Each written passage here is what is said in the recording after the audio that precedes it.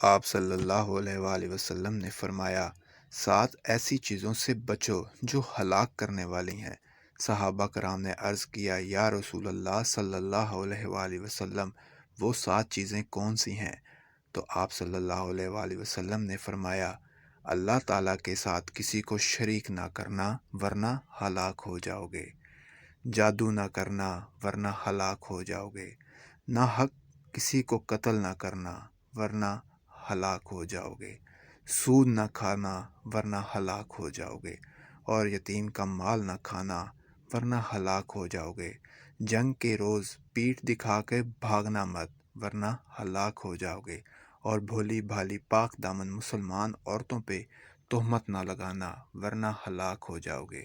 میرے پیارے بھائیوں، یہ نبی کریم صلی اللہ علیہ وآلہ وسلم نے فرمایا ہے۔ وہ جو فرماتے ہیں وہ حق اور سچ ہوتا ہے۔